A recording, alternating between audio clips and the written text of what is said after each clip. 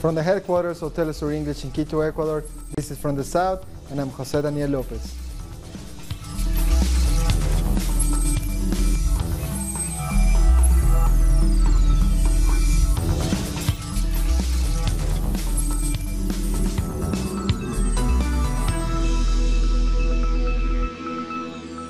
The Venezuelan ambassador to the Organization of American States has called on U.S. citizens to oppose President Donald Trump's plans to wage war in their name.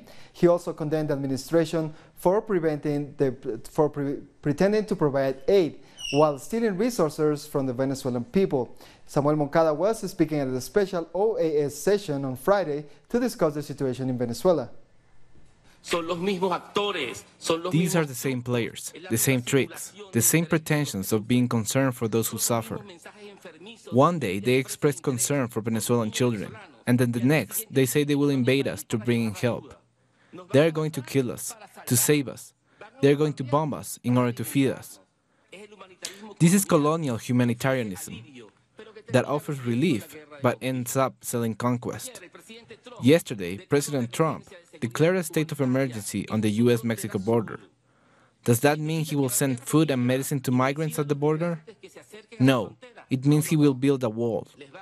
Is it possible to believe that those who put children in jails in the U.S. and build walls are being sincere when they speak of Venezuelan children? If they want to help Venezuela, stop threatening war and return what you stole from our people. Moncada also pointed out that OAS members have failed to get the votes needed to expel Venezuelans from the organization.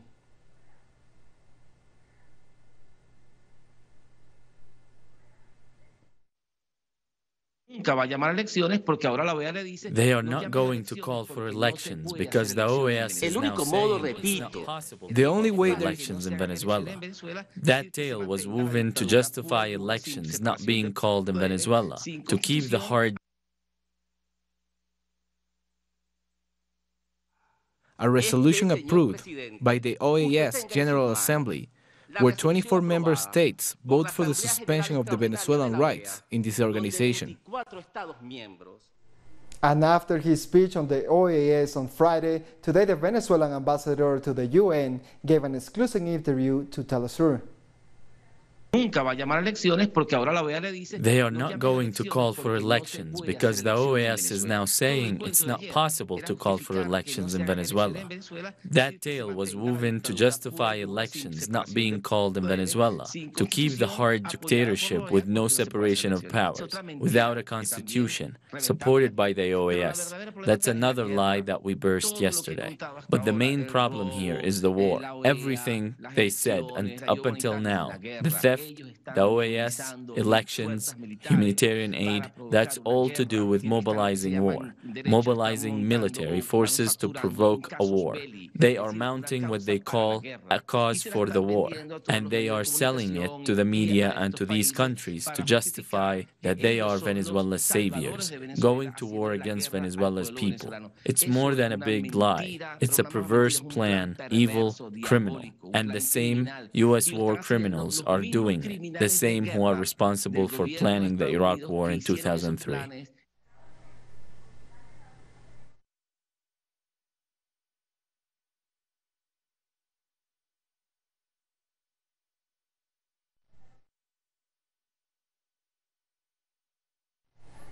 President Nicolás Maduro has revealed in an interview with the Associated Press that his foreign minister has met with the U.S. Special Envoy for Venezuela, Elliot Abrams. I can tell you that we have had 2 meetings already with Mr. Elliot Abrams in New York. Our foreign minister has met twice with Elliot Abrams. The first meeting lasted 2 hours, the second 3 hours, a few days ago. I invited Elliot Abrams to come to Venezuela, in private, in public, in secret. Or if he wants to meet, let him say when, how, where, and I will be there. All this comes as the Trump administration imposes more sanctions on Venezuela, specifically targeting 5 officials, including the head of the Venezuelan state oil company, PDVSA. It is estimated that in 2018 alone, international sanctions cost Venezuela $20 billion. Colombian Senator Jorge Robledo has criticized President Iván Duque for serving the interests of the United States and putting Colombia at risk in doing so. He was speaking after a meeting between Duque and his United States counterpart, Donald Trump, at the White House. What happened is shameful. I think it's one of the worst things to happen in the history of Colombia. The president of a foreign power saying to the face of the Colombian president that he's thinking about sending North American troops to Colombia, and Duque was so cowardly that he didn't say anything. It's shameful, but it shouldn't surprise anyone. It's one of his characteristics.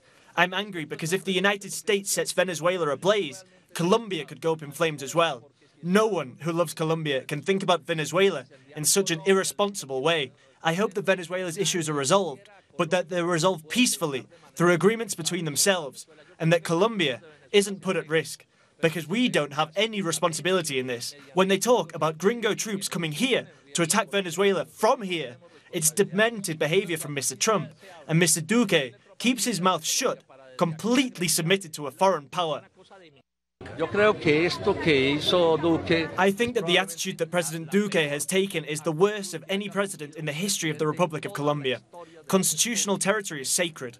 The Constitution doesn't permit foreign troops in Colombia, and much less to attack a neighboring country, even if that country doesn't have the government that Dr. Duque or Mr. Trump would like. That's a different issue. What they can't do is put Colombia at such risk. I want to tell those Colombian hotheads that if they set fire to Venezuela, we run the risk of Colombia going up in flames as well. We know how wars start, but no one knows how they end. Look at Afghanistan, Iraq, Syria, Libya. Wars started by the international powers in recent years that destroyed the people of those countries. It's important to say that more than 1.5 million civilians died in those wars.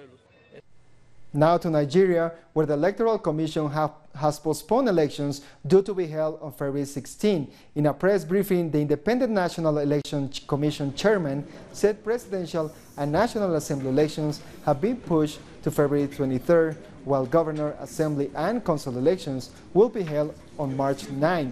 The Commission cited a lack of preparation as the reason for the postponement. Following a careful review of the implementation of its logistics and operational plan and the determination to conduct free, fair and credible elections, the Commission came to the conclusion that proceeding with the election as scheduled is no longer feasible. Meanwhile, President Buhari expressed dismay at the Electoral Commission's decision. On Twitter, the president said that he was disappointed by the last-minute postponing, calling for calm. Many Nigerian citizens also expressed their dismay with the decision. The truth is that we felt very disappointed by these recent developments. Why? Because so many of us did all we could do, and we were hopeful that the election will be conducted today. And unfortunately, we found out that it couldn't happen. So we are very much disappointed by this development. More news in a minute. Stay with us.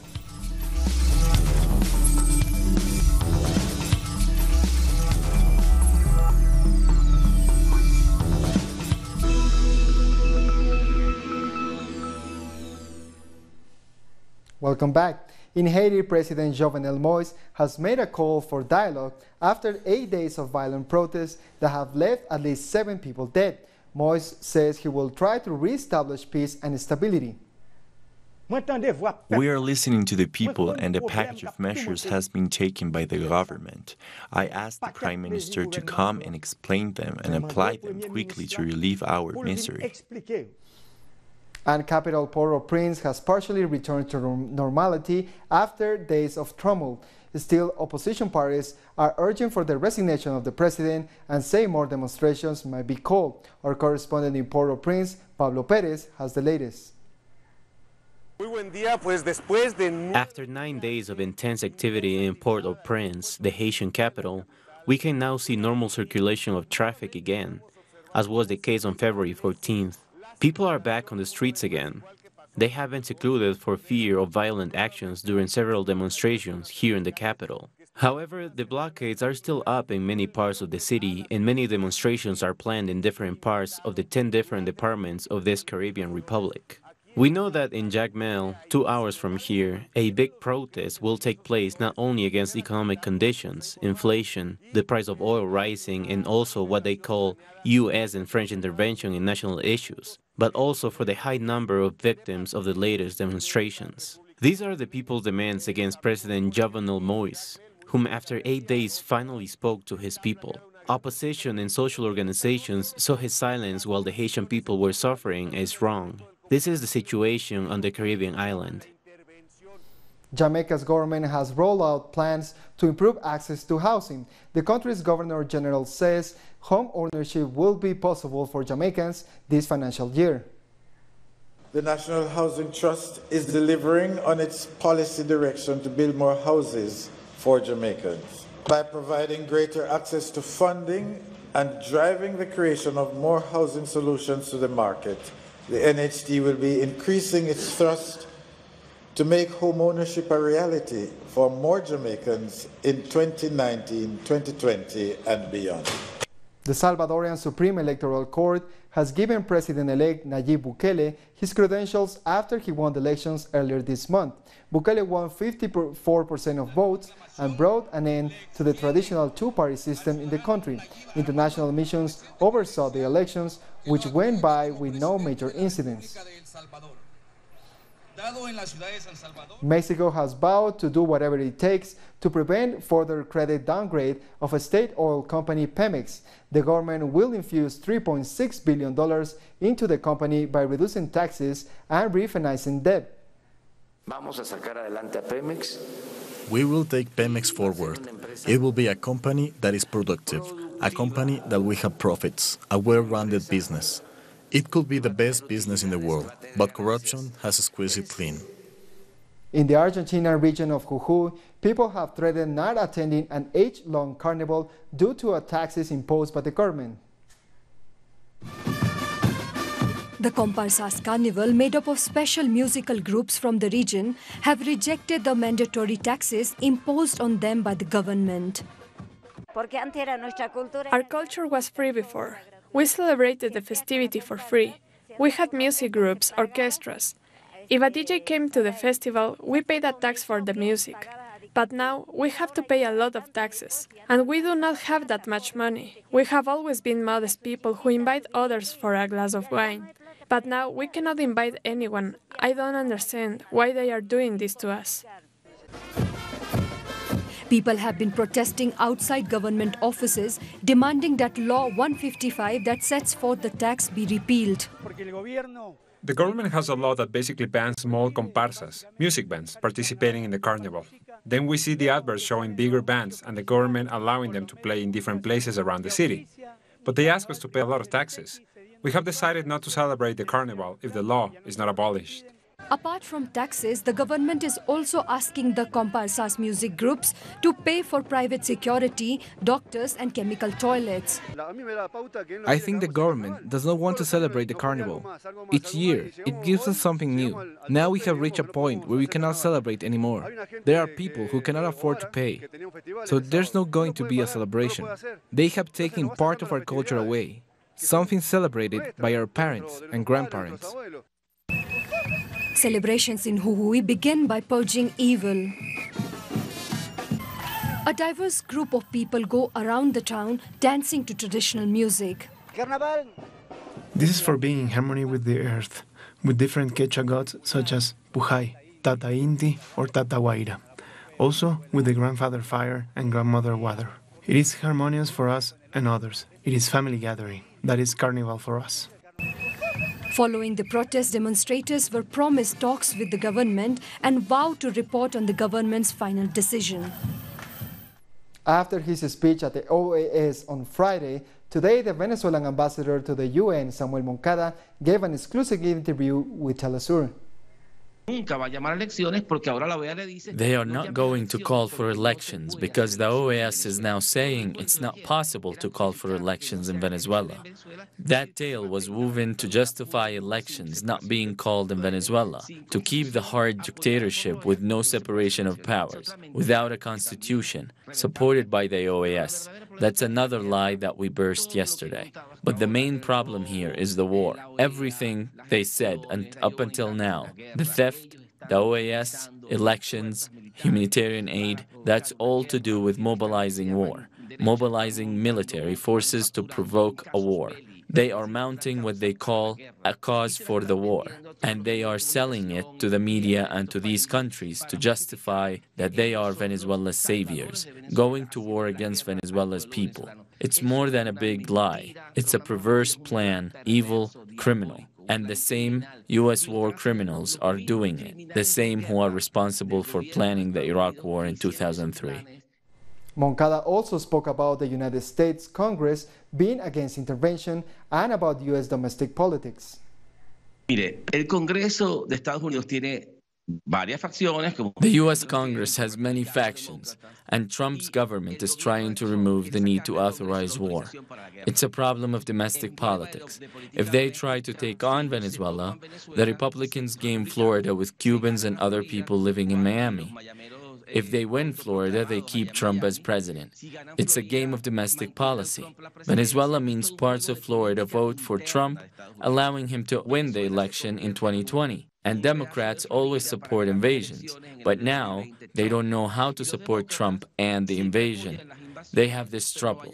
If we support Trump and the invasion, we lose elections in 2020. But if we do not support it, Venezuela won't fall into the hands of the corporate powers that are also part of the Democratic Party. What Democrats said is, do whatever to Venezuela, but don't drop bombs. This means take everything, steal everything, accuse it of everything, but do not bomb them. People believe that Congress is going to stop Trump's war. Please don't believe that. Many wars have been done without congressional approval. It's true that the Constitution obliges the president to ask for authorization to attack, but they have often done so without it. It would be naive for Venezuelans and for citizens of the world to trust that Congress would stop a president starting a war. They have done this several times. Libya was bombed without any congressional authorization, and Cambodia as well. The point is that Congress will only stop Trump if it fits into their internal political plans. In an exclusive interview with our correspondent Madeline Garcia, the Venezuelan Foreign Minister Jorge Arriaza discussed the restricted movement imposed on Ambassador Samuel Moncada by the United States. He also spoke about the international support for Venezuela at the United Nations. The truth is painful for the United States, and that's why they decided to impose a restriction of movement on our UN representative Samuel Moncada, preventing him from attending future OAS sessions. They were afraid of the truth about Venezuela. Our ambassador got a message informing him about the restrictions just minutes after his participation in the last OAS session, in which there were several US allied countries making negative comments about Venezuela. They are paving the way for a war. The OAS has always served the United States in preparing the conditions for an intervention. They are upset because Ambassador Moncada told the truth, and that's why they're trying to restrict him. It's a completely arbitrary move. It shows that our arguments are strong, and that is why the empire is upset. That's why they are trying to sanction us. What actions will the government of Venezuela take? We are going to evaluate this. The voice of Venezuela at the OAS will not remain silent until April 27th, which is the date when we are supposed to leave the OAS. Nobody will expel or suspend us. President Maduro took the decision on April 2017 to leave the organization, and according to the OAS's regulations, we had to stay a member for 2 years. In April, we will leave the organization, which has been kidnapped by the government of Donald Trump. We will evaluate the situation. They will not silence us. Every time there is a session, Venezuela will be there to raise its voice, to speak up, and to tell the truth. You were recently at the UN, where a new group was created in order to protect international rights. What is this group about? What are the next steps to follow?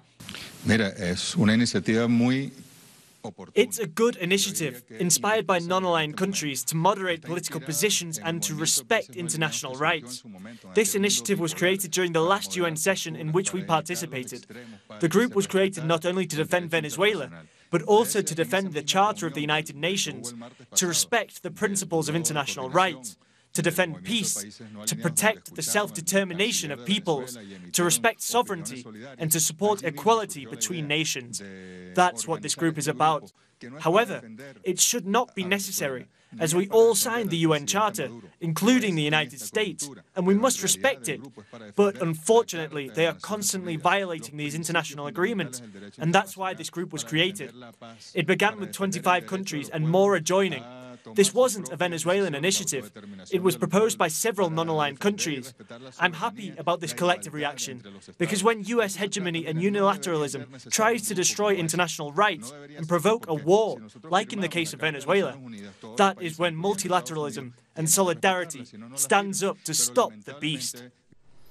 Venezuelan President Nicolás Maduro has said he hopes to establish dialogue with the opposition to resolve the political situation in his country. Maduro made this statement while speaking at a ceremony commemorating 200 years of the Angostura Congress on Friday.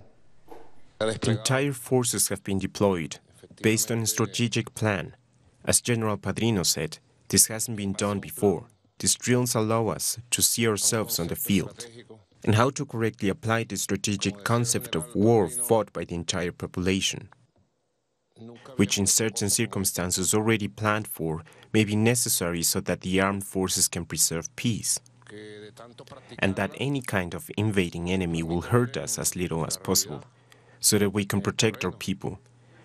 That's the most honorable duty that any armed force can have, as our armed forces do. Argentina, Chile, Paraguay, and Uruguay are to submit a joint bid to host the 2030 World Cup.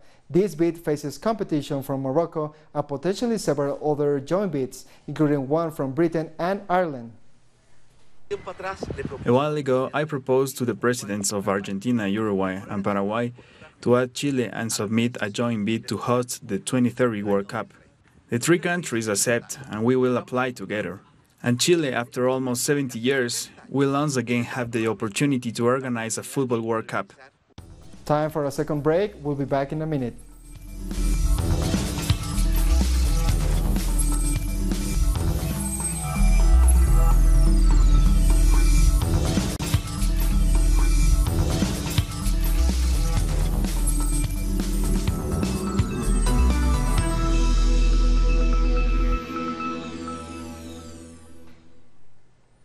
Welcome back. Several people are feared dead after Zimbabwean miners were trapped underground on Friday night. Rescuers have so far pulled 22 bodies from the mine, and about 11 people have been found alive. The suspect illegal gold miners were trapped after water flooded two disused shafts. Efforts continue to free those still trapped in the mine. Yeah, we don't have the actual figures, but so far we suspect that 23 in the bottom pit and 4 in the other pits. But the actual figures will only get them from the police when everyone has been accounted for. U.S. President Donald Trump has announced he will bypass Congress and declare a national emergency to get more money to build a border wall along the Mexican border. It's a great thing to do because we have an invasion of drugs, invasion of gangs, invasion of people, and it's unacceptable. Former President of Catalonia, Carles Puigdemont, has expressed his disappointment that the President of the European Parliament canceled an event about the Catalan situation. Puigdemont was supposed to speak at the event along with current President of Catalonia, Quim Torra. He accused the Parliament of caving into the Spanish pressure. I'm a free citizen. I didn't think that the European Parliament would fall for the propaganda of certain Spanish political parties that have already condemned me. But I'm not condemned of anything, nor am I being pursued. I'm a free citizen. If the European Parliament prevents the entry of a free European citizen, I think they'll have a very serious problem, and other European institutions will have to speak out. I'm not discarding defending my rights as a European citizen in this case, as long as doing so is necessary. Meanwhile, hundreds of thousands of people protested in the Catalan capital, Barcelona, against the trial of the leaders of the Catalan independence movement. They rallied under the banner that self-determination is not a crime. The demonstrators demanded freedom for those they consider political prisoners. The organizers said that at least 500,000 people took part.